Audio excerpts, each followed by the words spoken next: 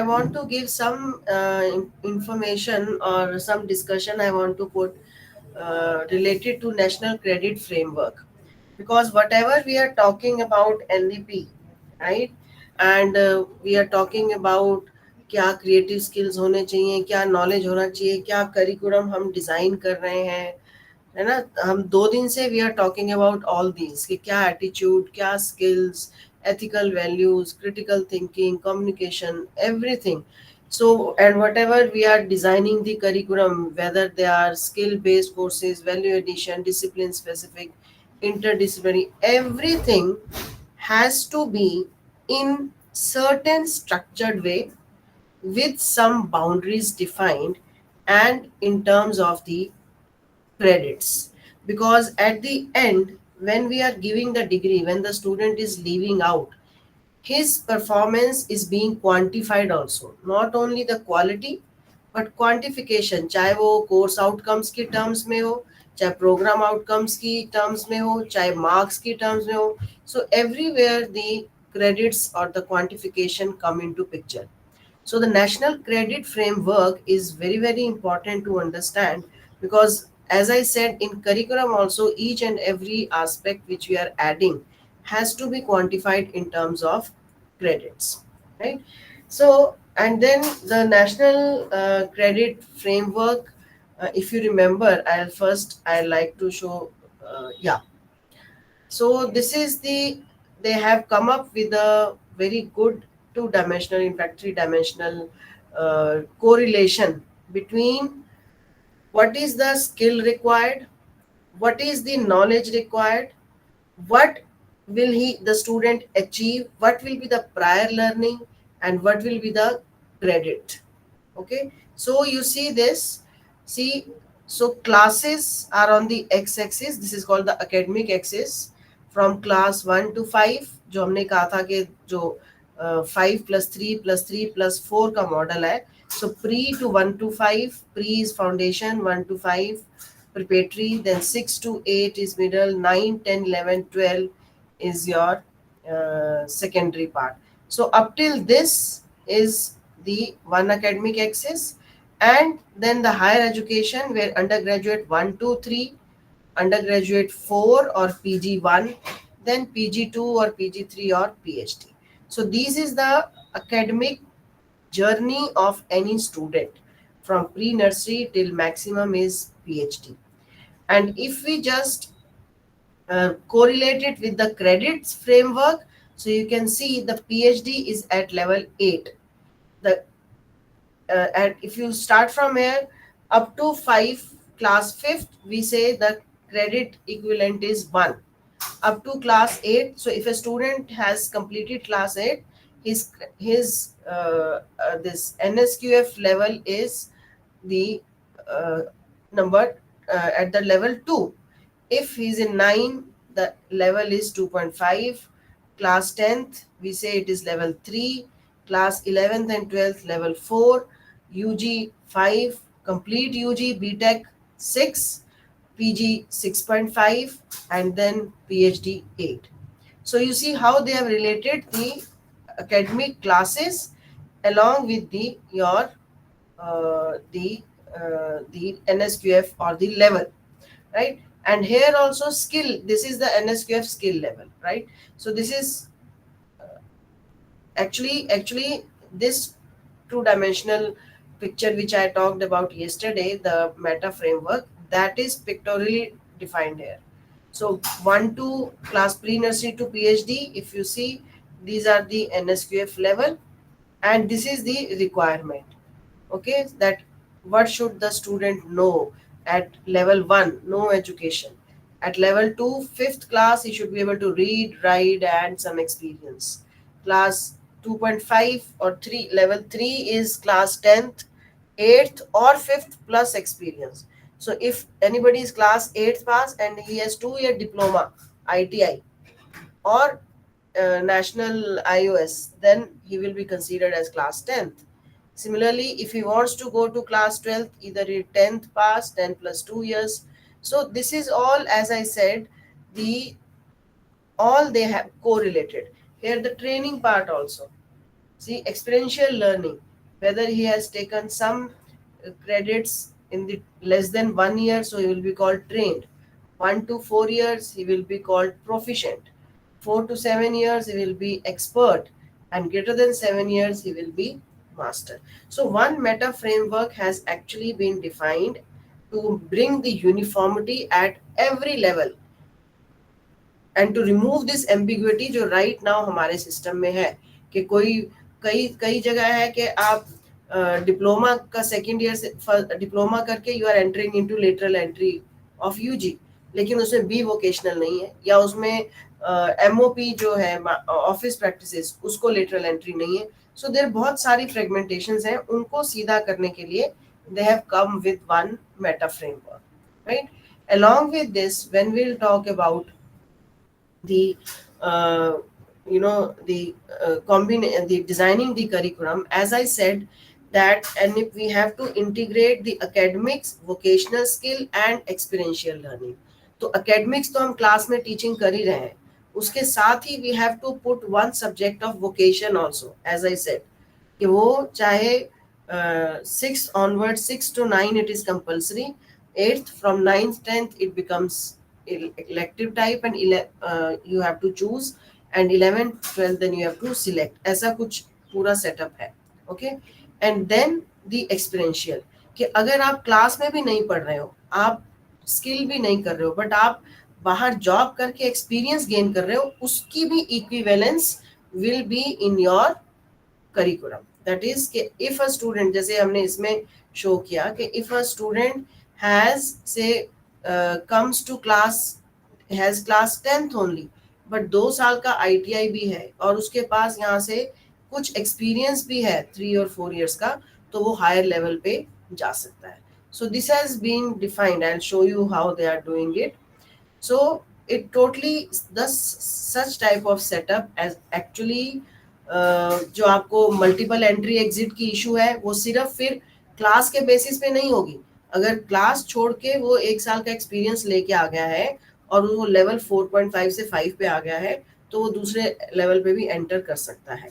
और vocational education और conventional education में भी कोई डिफरेंस नहीं है, मतलब डिफरेंस इन द सेंस कि उनकी भी इक्विवेलेंस है. और इस those who want to go into detail, they can see that National Higher Education Qualification Framework is already there on the UGC side. आप उसको अच्छे से पूरा पढ़ सकते हैं. सो दिस इज जो करिकुलम बनाना है फॉर द अचीविंग द और इम्प्लीमेंटेशन ऑफ NAP, उसको we have to implement it through the operationalisation of national credit framework. कि कितने क्रेडिट्स आपको तीनों डायमेंशन के देने हैं, academics, vocational skills and experiential learning, ताकि कोई भी डिस्टिंक्शन नहीं हो जनरल और वोकेशनल के लिए, मल्टीपल एंट्री एग्जिट के लिए दिक्कत नहीं आए. एंड देन ABC में आपको रजिस्टर करना है for accumulation, storage, transfer and रिडीम्पशन of the credits, right. इसलिए जो क्रेडिट बेस्ड फ्रेमवर्क है उसको बहुत अच्छे से आपको अंडरस्टैंड करके, and then you have to establish flexible curriculum structure. ठीक है. और उसमें जो है prior learning is very important. से अगर बच्चा फर्स्ट ईयर में एडमिशन लेना चाह रहा है तो जरूरी नहीं है 12th की डिग्री हो. अगर उसने 12th के बाद 10th के बाद ITI किया है और फिर उसने एक्सपेरिमेंट ये कुछ ट्रेनिंग करी है, then also he will be eligible for getting admission into for the BTech. So ये सब चीजें थोड़ा टाइम लगेगा, एकदम से नहीं होंगी, but at the final level ये सारी चीजें हमको अपने करिकुलम में डालनी पड़ेंगी. सो अब जैसे क्रेडिट्स है, हम सिर्फ क्रेडिट्स डालते हैं कि क्लासरूम टीचिंग, प्रैक्टिकल और ट्यूटोरियल. तो आपको अब जैसे हमने कहा कि ऑनलाइन के भी क्रेडिट्स डालने हैं. कोई बच्चा मूव करके आ रहा है, कोई और क्रेडिट्स लेके आ रहा है, ब्लेंडेड लर्निंग में करके आ रहा है, तो वो उन क्रेडिट्स को हमको ऑनर करना पड़ेगा and they will help him to take the degree, right. और ये टेक्नोलॉजी का यूज और ये सब इंटरनेशनलाइजेशन तो है ये. सो अब जैसे इसमें एग्जांपल है, देखिए क्रेडिट फ्रेमवर्क का. हमने जब कल कहा था कि अगर 40 क्रेडिट्स वो ले ले और 1200 आवर्स ऑफ लर्निंग कर ले, सो उसके आप उसको सर्टिफिकेट दे सकते हैं, राइट. अब जैसे ये primary and middle school 5th class credit level वही चीज है. सो इसमें लेवल भी हर एक का पता चलेगा और आवर्स भी, कितने नोशनल आवर्स हैं। तो जनरली हम यही लेते हैं कि 30 आवर्स अगर कोई बच्चा एक सब्जेक्ट के लिए स्पेंड कर रहा है तो वो 1 क्रेडिट कोर्स होता है, जो अभी भी हम यही करते हैं, राइट। सो और एडिशनल प्रोग्राम्स बच्चा ले सकता है अबव 40 के, तो वो उसके एकेडमिक बैंक में रहेंगे और वो कर सकते। एंड सेकेंड चीज क्या है कि 2 कोर्सेज, पहले ये था कि एक बच्चा एक टाइम पे एक ही कोर्स कर सकता है, अब लेकिन यूजीसी ने कर दिया है कि 2 कोर्सेज पैरेलल कर सकता है, but he cannot be physically present at both the places together. If he is taking one, he's studying in one college and taking a course parallel, during that time he can go for an online course and get the credits. So wo bhi, now there is the facility, you cannot question कि इस समय तो आप class में थे, तो आप इसी समय में आप ऑनलाइन कोर्स कैसे कर रहे हो। Okay, so this also has to be taken care of, right. तो ये आपको यूजीसी की वेबसाइट पे भी मिल जाएगी, you can just go through this assessment criteria. अब जैसे ये एक एग्जांपल है कि आपने जो वर्क एक्सपीरियंस है, ये वाला जो हमने शो किया, ये वाला कि वो ट्रेंड है कि प्रोफिशिएंट है कि एक्सपर्ट है कि मास्टर है। सो नंबर ऑफ ईयर्स के हिसाब से है और उसको कितने आपको फिर वेटेज देनी है क्रेडिट्स की। अगर उसने सिर्फ 1 साल से कम सिर्फ ट्रेनिंग की है, कोर्स वर्क किया है, ट्रेनिंग की है, कोई स्किल किया है, so the weightage multiplication is 1। But अगर उसने 1 to 4 ईयर्स, जैसे ये वाला 1 to 4 ईयर्स किया है जिसमें उसकी प्रोफिशिएंसी है, देन जो आपका वेटेज मल्टीप्लिकेशन, जो मैं आपको ये कल दिखा रही थी ना, ये वाला 40 are the credits and these are credit points, कितना उसने उसको वेटेज मिला है और उससे मल्टीप्लाई करके फिर करते हैं। 6 लेवल है, ये 6th लेवल करके आया है, तो 6 into 4 240, 40 into 5.5 220, ये ऐसे क्रेडिट पॉइंट्स इन्होंने कर रखे हैं। और ये अभी डायरेक्ट आ रहा है, तो ये उसमें ये चीजें भी ऐड होंगी। अगर वो प्रोफिशिएंसी उसकी 1 to 4 ईयर्स की वो कोई ट्रेनिंग या कुछ प्रोग्राम जॉब करके आ रहा है जिसका एक्सपीरियंस है, तो उसके जब क्रेडिट्स कन्वर्जन होगी तो मल्टीप्लाइंग फैक्टर विल बी 1.33। सो अभी ये मुझे नहीं लगता किसी ने किया है, जनरल वाला तो हो गया है करिकुलम, बट ये वाला जो एक्सपीरियंशियल लर्निंग का जो क्रेडिट मल्टीप्लिकेशन से करिकुलम डिजाइन है, ये अभी I doubt that somebody has put in. So इस पे थोड़ा सा काम करने की भी और जरूरत होगी जब तक हमारे पास ये पार्ट भी आएगा, but this is going to be there. So academic आपको यहाँ से मिल रहा है, ठीक है, और स्किल भी यहीं से मिल रहा है, और प्रोफेशनल ट्रेनिंग का आपका ये पैट। तो कोई अगर 7 से 10 साल नौकरी करके आ रहा है, तो उसके अगर मुझे कहीं पे क्रेडिट देने हैं, तो आप उसको 2 क्रेडिट से मल्टीप्लाई करके उसके क्रेडिट्स ऐड कर सकते हैं, right. So so this is, ये वो मल्टीपल एंट्री का है कि 10th क्लास में बच्चे ने कवर 10th किया, उसके बाद 2 साल का उसने आईटीआई प्रोग्राम किया, 2 साल आईटीआई करके और उसने एक एडिशनल लैंग्वेज कोर्स भी कर लिया, ठीक है, then he can get enrol into 4 year UG programme. फिर वो 3 साल करके उसने 4 साल की डिग्री करी और उसने बीच में शॉर्ट टर्म कोर्स कर लिया। मतलब ये थोड़ा सा ये है कि वो कहाँ कहाँ पे बच्चा अपने कहाँ कहाँ एंट्री कर सकता है, कैसे एग्जिट कर सकता है, और कैसे वो पैरेलल ही अपने क्रेडिट को एक्यूमुलेट कर सकता है, गेट ए जॉब। ओके, सो बेसिकली जो क्रेडिटाइज जो करिकुलम में जितने एस्पेक्ट्स आपको कवर करने हैं, जो अभी तक हम ये तो करते ही हैं, क्लासरूम टीचिंग, लैब, क्लासरूम्स, ठीक है, एग्जामिनेशन असेस करने के लिए क्विजेस। अब हमको उसमें वोकेशनल एजुकेशन भी देना है, project work, industry, something, some part we are doing it, but now it will be mandatory. Online को भी ऐड करना है, internship, on the job training, this is experiential learning. अब जैसे हम अभी जैसे 2nd ईयर के बाद बच्चा ट्रेनिंग के लिए जाता है, इंटर्नशिप के लिए, उसके ज्यादा हम मार्क्स नहीं या वेटेज नहीं देते थे, सिर्फ ओके डन यस और नो, या उसको वेटे मतलब उसको क्रेडिट्स में काउंट नहीं करते थे, it was mandatory, but only the grades were given, but now we are giving the marks for this also. Social work and contribution, इसको भी आप क्वांटिफाई करके और मार्क्स करिकुलम में दे सकते हैं। Sports end game also, So all the curriculum will have all these parts, and the total credits which we are saying say 160 for 4 year course or 120, but वो भी थोड़ा सा range है. So 120 to 135 can be 3 year course. 160 to 175 can be 4 year course. तो उनके credits में we have to involve all these, right? So it means the learning जो हम actually करा रहे हैं, that have to be learning, holistic learning of every students. जो credits हैं वो उनको कैसे असेस करना है, कैसे आउटकम्स के बेसिस पे है, वो सब चीज़ें डिफाइन करना बहुत बहुत ज़्यादा इम्पोर्टेंट है, right? So special provision as I said for gifted learners, जैसे मैं कल भी बात कर रही थी कि जिनकी एक्सेप्शनल लर्निंग कैपेबिलिटीज हैं, they are fast learners, so they can go for higher credits, they can achieve for more experiential learning. फिर जो बच्चे सिर्फ स्किल में ज्यादा हैं, they take competitions like hackathon, olympiads, तो उनको सपोर्ट सिस्टम, उनके कुछ credits, recognition of prior learning, okay, some specialised assessment methods आप रख सकते हैं कि किस बेसिस पे उनको मार्क्स देने हैं. So it's a tough job, but by and by we have to come up with such a structure जिसमें ये सारे पैरामीटर्स के कहीं ना कहीं क्वांटिफिकेशन हो इन टर्म्स ऑफ क्रेडिट्स. पर ये भी नहीं कि मेन डोमेन नॉलेज को छोड़ के हम सिर्फ इसको करें, बट इसका ऑप्शन होना चाहिए, क्योंकि हर बच्चा नहीं होगा, हर बच्चा हैकाथॉन में जाने के लायक भी नहीं होगा, जाएगा भी नहीं.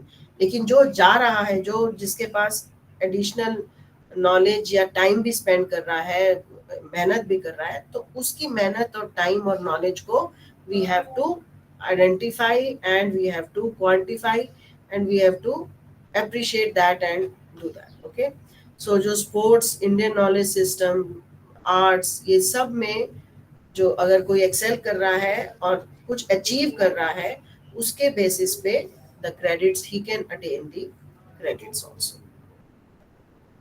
ओके, सिमिलरली जो मल्टीपल एंट्री एग्जिट है, वो सिर्फ अभी हम उसको सिर्फ समझ रहे हैं कि एकेडमिक क्रेडिट्स लेके बाहर आना और जाना नहीं. In the longer run the multiple entry exit will be related to not only the academic but also the vocational and the job market also.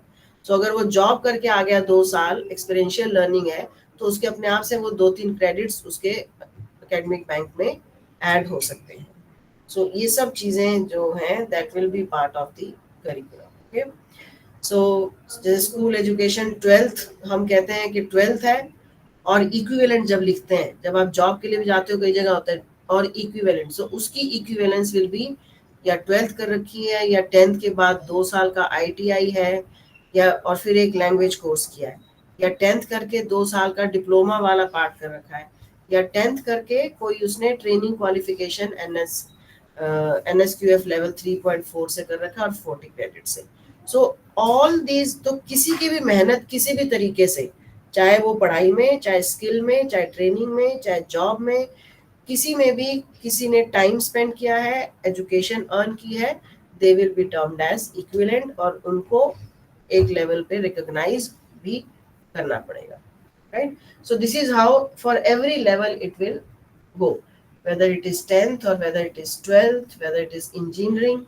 So all these, as I was giving you the example कि eligibility for admission to second year UG, जिसने 12th class कर ली और साथ में 40 credits कर लिए किसी course के 4 पॉइंट लेवल पे, तो वो सीधा सेकेंड ईयर में आ सकता है. जिसने 12th क्लास कर ली और 20 क्रेडिट्स AICT से कर लिए और 20 क्रेडिट्स उसने ये नेशनल क्रेडिट फ्रेमवर्क से कर लिए, तो टोटल 40 होके वो ले सकता है. जिसने 10th कर ली, ये तो अभी होता ही है लेटरल एंट्री में कि 10th करके if he completes 3 year diploma he can enter, और फर्स्ट ईयर के बाद है सेकेंड ईयर. दिस, ये दो तो चल ही रहे हैं, but they have to be now incorporated. So this will be at every level. Okay, so yeah, so it will be beneficial again, the जो भी हम ये ट्राई कर रहे हैं NEP में इन सारी चीज़ों को इम्प्लीमेंट करने की. So this is just a table कि what is the win-win situation for all the stakeholders. Students के लिए तो है ही है, ठीक है, इंस्टीट्यूशंस के लिए भी है, इंडस्ट्री के लिए भी है कि आपको बच्चा सिर्फ पढ़ा हुआ चाहिए कि ट्रेनिंग. अभी क्या होता है, 4 ईयर की डिग्री बच्चा करता है एंड देन द प्लेसमेंट के बाद again the industry engages them for 6 month training to make him skilled worker for his particular job. तो अगर वो ऑलरेडी उसको स्किल मिलेगा तो उसके जो 6 महीने हैं वो ना तो इंडस्ट्री उस पर वेस्ट करेगी और स्टूडेंट की ऑलरेडी लर्निंग है तो उससे और आगे बढ़ेगा, right? So this type of things have been thought upon and brought forward with the NEP, but let us see that how quickly or how efficiently our system gets adapted to this type of situation, right? So basically it is कि जब हम we are integrating academics and skills and the uh, like soft skills also, so उससे holistic development है, lifelong learning है. अगर बच्चा अपने आप से if he is studying the online course by himself, so he is learning by himself, right? He is, if he is good in going for Olympiads, or he if is doing some job in industry, that attitude and aptitude is already present in the student for going, who is making him ready, future ready for the industry or for the entrepreneurship. So this is how the we have to take care of the credit frameworks. Any questions? Ma'am, the credit of summer internship program is apart from the credit of a semester, or it No, is no, it has to be part. It has to be part of the total credits. okay? Okay. अभी हमने हरियाणा का और पंजाब का diploma का curriculum बनाया है. उसमें हमने दोनों साल में फर्स्ट ईयर के बाद की ट्रेनिंग भी और सेकंड ईयर की भी इंटर्नशिप के बाद के जो क्रेडिट्स हैं वो जी, नेक्स्ट सेमेस्टर में ऐड ऑन होंगे. समर ट्रेनिंग तो मैम आफ्टर 1 ईयर या 2 ईयर ही होगा, बीच में जो फर्स्ट हाँ, सेमेस्टर के बाद तो होगा नहीं. जैसे सेकंड ईयर के बाद बच्चा ट्रेनिंग करके आएगा तो जब वो फिफ्थ सेमेस्टर में आएगा, जी है ना, जी. तो आप उसका शो करिए कि वो आके अपनी प्रेजेंटेशन देगा ओके ओके. और रिपोर्ट देगा. अभी तक वो आप रिपोर्ट लेते हो, उसको सेटिस्फैक्ट्री अनसेटिस्फैक्ट्री करते हो या A+B दे देते हो, लेकिन अब उसके आप मार्क्स रखिए. तो जब वो आके प्रेजेंटेशन देगा और अपने टाइम टेबल में आवर्स रखिए और ओके. टीचर को भी टीचिंग लोड रखिए. So suppose a teacher is given और वो 2 घंटे रख दिया आपने हर वीक में. सो उन 2 घंटे में हर बच्चा अपनी प्रेजेंटेशन देगा कि उसने समर ट्रेनिंग में क्या किया. सो उससे क्या है, बच्चे का प्रेजेंटेशन स्किल्स, कॉन्फिडेंस लेवल और एक्चुअली करेंगे, क्योंकि हमें पता है कि कितने बच्चे इंटर्नशिप के नाम पे सर्टिफिकेट लेके आ जाते हैं. We have to define the rubrics for the same, right? Yes, exactly. We have to define rubrics that may involve presentation skills, project report, मतलब सॉफ्ट स्किल्स, कुछ भी आप 4-5 rubrics बनाइए और उसके बेसिस पे मार्क्स दीजिए और उसको क्रेडिटाइज करिए, चाहे 1 क्रेडिट ही करिए. Okay okay. लेकिन वो क्रेडिट होना जरूरी है.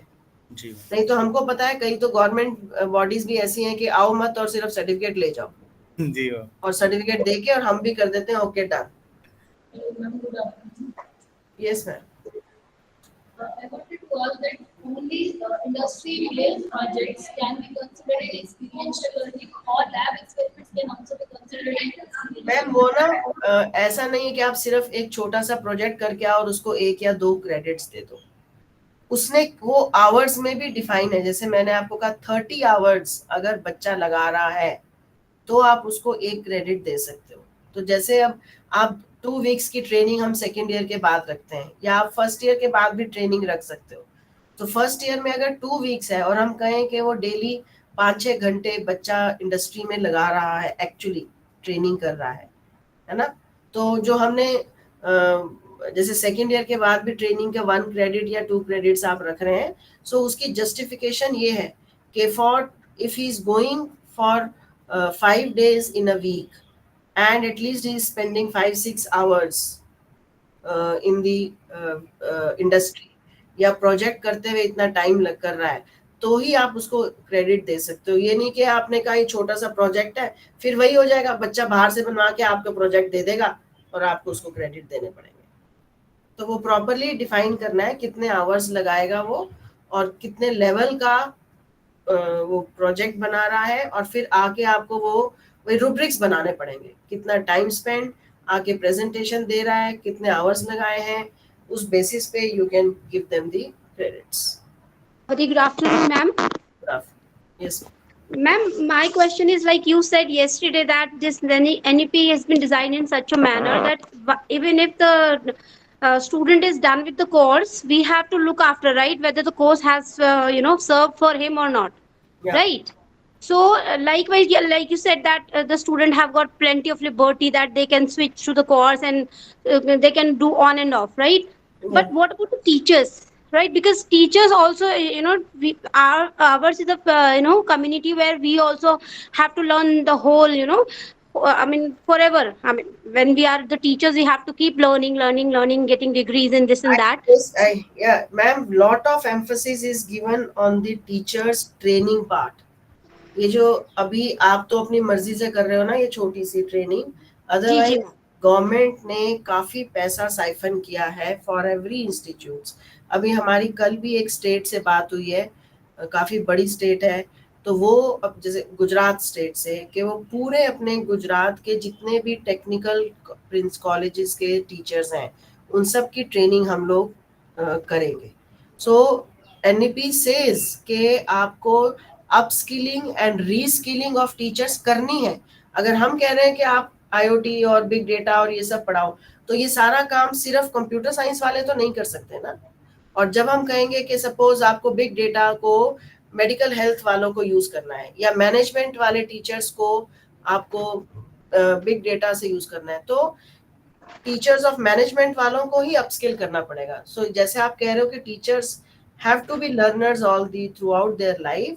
So NEP is talking about this too much, the autonomy given to the teachers and updation of the knowledge and the skill to the teachers.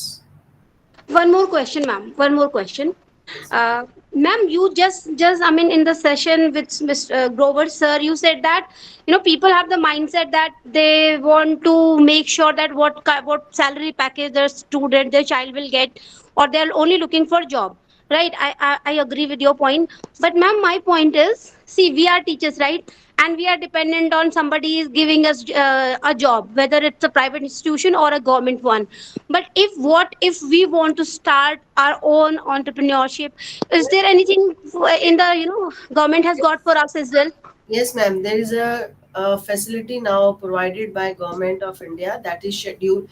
Every professor with certain experience and background can open his own entrepreneur setup. Schedule 8, you just check it. Under Schedule 8, every professor, every academician with certain background has now freedom to start his own official industry or official he can start his own this setup or entrepreneurial, कुछ भी वो कर सकता है, officially कर सकता है, और उसको गवर्नमेंट से सीड मनी भी मिलेगी. आप एक बार देख लेना. Okay, ma'am, thank you so much, ma'am, thanks a lot. Ma'am, this Schedule 8 is from where? Government of India की उस पे आप देख लो एक बारी. Schedule Okay. 8 जो है वो इंडियन कॉन्स्टिट्यूशन या कुछ, या 8 शेड्यूल कॉन्स्टिट्यूशन का नहीं, मैं एक बार देख के आपको बता दूंगी. एक फॉर एडमिशन आप डाल के देखना, अगर मैं शायद 8 शेड्यूल नहीं होगा, कुछ और बोल रहे होंगे चाहे. हाँ, एक्चुअली मैम ये जो है क्या बोलते हैं, NISP है, national institutions innovation and startup policy for teachers and faculty members. इसमें तो दिया हुआ है एक्सप्लिसिटली. ये होगा सर, AICTE गवर्नमेंट का. अब पूरा, अब मुझे एग्जैक्ट मैं शायद गलत कोड कर दिया शेड्यूल 8, लेकिन 8 तो है, या 8 टाइप ऑफ इंडस्ट्रीज कुछ 8 है उसमें. क्योंकि ma'am actually I am asking this because just like AICTE ने तो ये पॉलिसी का पार्ट निकाल दिया है. हाँ, तो इट विल बी सेटअप, आप अपना स्टार्टअप कर सकते हो. इनोवेशन सेल जो है ना इसका, जी AICTE का जो उनका इनोवेशन, हाँ MHRD की इनोवेशन सेल ने जो किया है, उनकी पॉलिसी में निकाला है कि कोई भी टीचर जो है वो अपना स्टार्टअप ऑफिशियली स्टार्ट कर सकता है, स्टूडेंट मेंबर्स को लेके, और अपना वो कर सकता है. उसमें कुछ 8 का है, मुझे सर एग्जैक्टली याद नहीं आ रहा, लेकिन वो उसमें इसमें जो एक बस जो अभी एक इशू आ रहा था, स्पेशली गवर्नमेंट जो इंस्टीट्यूट हैं ऑफ स्टेट गवर्नमेंट इंस्टीट्यूट, उनमें मैम क्या है कि जब तक वो सर्विस रूल्स स्टेट गवर्नमेंट नहीं चेंज करेगी वही तब तक मे बी कहूँगा, वो that would be difficult. Otherwise वो वहाँ पे नेशनल ये NISP जो है उसके उसमें एक के परव्यू में ये दिया गया है कि startup can be started by faculty members. Sir है, और वो पूरा है, रिसोर्सेज भी हैं और हम्म, इंक्यूबेशन सपोर्ट भी है।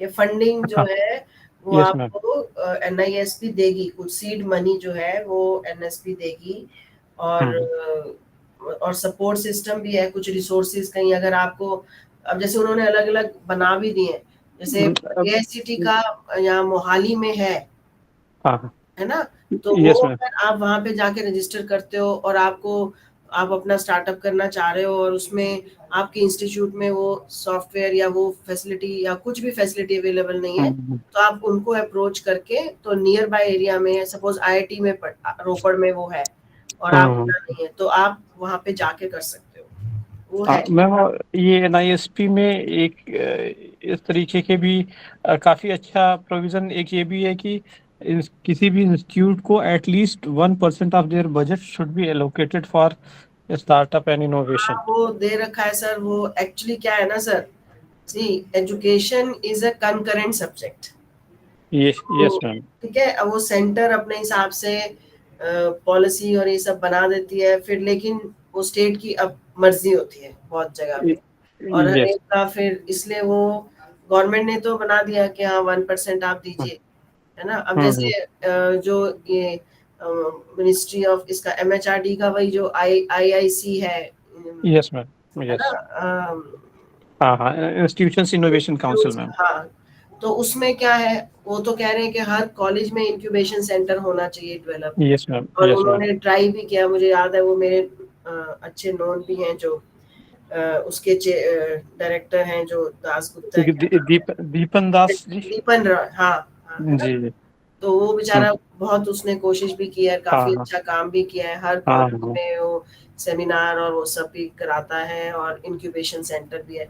बट वही यस है मैम, कि वो प्राइवेट वाले कर लेते हैं, कुछ पैसा भी हाँ प्राइवेट लगा के लिए देते हैं, दैट इज इजी कि या वो एलोकेशन भी दिखा सकते हैं एलोकेशन होता है, 1% का। फिर AICT एंड वाले थोड़ा डंडा देते हैं जब उनकी, उनको पता है कि जब उनकी हाँ, AICT की वो आएगी हम्म, रिवाइव कराने की, तो वो कहेंगे अच्छा हाँ आपका ये इंक्यूबेशन सेंटर नहीं है, तो इसलिए हाँ, गवर्नमेंट में थोड़ा सा डिफिकल्ट हो जाता है क्योंकि we have to go by too much of hmm, stringent rules and regulations, हाँ but मैम, policy is there, Deepan facilities are Deepan Deepan Sahu I think नाम है, उनसे yeah, बात एक बार हुई थी मैम, तो उन्होंने कहा था कि अभी जिस तरीके से IIC को कंपलसरी कर दिया है, हाँ आफ्टर सम टाइम ये NISP जो स्टार्टअप पॉलिसी है हाँ, इसको भी AICTE की तरफ से ये एक्सटेंशन ऑफ अप्रूवल के लिए कंपलसरी कर दिया जाएगा। अभी डिजायरेबल है एंड समटाइम्स वो वही आफ्टर ऐसे नहीं करेंगे तो डंडे से करते हैं फिर हम लोग। यस, अब जब वही होगा कि जब AICT के लिए जाना पड़ेगा तो हाँ हाँ, वो कहेंगे दिखाइए आपके पास इंक्यूबेशन सेंटर है कि नहीं है, NISP में कितने लोग रजिस्टर्ड हैं, फिर जब यस वो मैम, फॉर्म भरेंगे ना AICT वाला सारे इंस्टीट्यूट्स, यस तो मैम, उसमें वो ऑप्शन होगी है कि नहीं है, उसके बेसिस से मार्क्स होंगे तो सब करेंगे। तो तो सो उस वाले पार्ट से तो सारे faculty members are eligible for startup, सारे नहीं हैविंग है देयर बट स्टार्टअप। कुछ उसमें है सर, कितने साल का एक्सपीरियंस, कितना आपका हाँ हाँ हाँ मैम, सेक्टर, वो कुछ कुछ हाँ थोड़ा सा, वो मतलब एक एक लेवल पे तो होगा ही आप। Yes ma'am, yes ma'am, So, yeah. Thank you, So basically for the something which we have to do for effective implementation, curriculum we have talked about a lot, digital inclusion also, and pedagogy also, right? So first, but one thing which is very important, which is now part is that is the institutional development plan. Every institute has to develop at least 20 years IDP. They call it as IDP. जैसे पहले vision statement के लिए बनाते थे, now it has to be a proper document which shall provide a insight to higher education institutes के क्या infrastructure करेंगे, क्या सपोर्ट सिस्टम होगा, क्या lab facilities, क्या मतलब human resource development, how and why everything has to be brought together for the implementation of NAP. So now it is mandatory for every institute to develop the institutional development plan for at least for the next 20 years, right? Second thing is revamping of curriculum, pedagogy and assessment. So we have talked a lot about it, how the curriculum has to be modified and how it has to be restructured, how it has to be refined or how it has to be evaluated. Okay. Then second thing is this we have already talked about, innovative pedagogies, how teachers have to come up with some different way of learning, making the students. Then the institute has to register for academic bank of credit so that every student has gets a registration and he can maintain his credits from the very beginning. So operationalization of ABC has to be done by the institute. Okay, and yeah, and the third and most very important is that is the assessment strategies. Abhi tak we have the summative and formative assessment we talk about. Now we have another type of assessment, that is your authentic assessment, which will be again assessment of learning through experiential learning, project based learning, जो सुबह sir कह रहे थे, real life applications, community projects, so उसके marks भी देने हैं और उसकी भी assessment will be now part of the total assessment. Okay, so then student activity has to be there, क्योंकि अभी तक क्या है, कल्चर को करिकुलर और extra curriculum is an option. Those students who want to be part of those type of activities, they can. Those who do not want to be, it's okay. But now by and by this will be that it will be for every student has to be part of any activity, any, whether it is social related, cultural, extra curriculum, any activity, every student has to be part of the activity. And as sir was saying, every institute has to develop now entrepreneurial capabilities. Incubation center is must. Member of IIC, as we were discussing, is must. Right? So seed money, the sum of the portion from the financial aspect of the institute, it should be allotted specially for the seed money, not only for the teachers but also for the students also.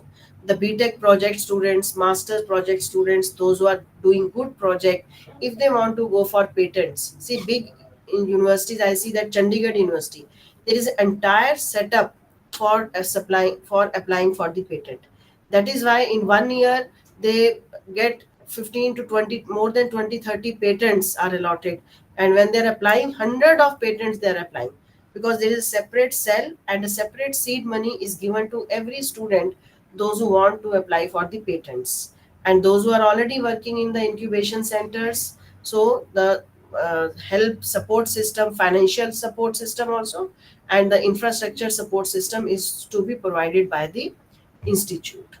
Okay, so and last but not the least, the faculty has to be motivated, that may be in terms of incentive, financial incentives or promotions, or any ways the faculty has to be energized and motivated, and they have to be prepared in the cutting edge technologies, right? As I said, some of these technologies which are independent of the domain, uh, the teachers should be not only focused, they should be exposed by sending to, so the the institute or the administration should send the teachers for the training, for learning or going for these such type of programs, where actually the teachers do not sit in their rooms just with their mic open, but they actually go to the places and get the actual learning.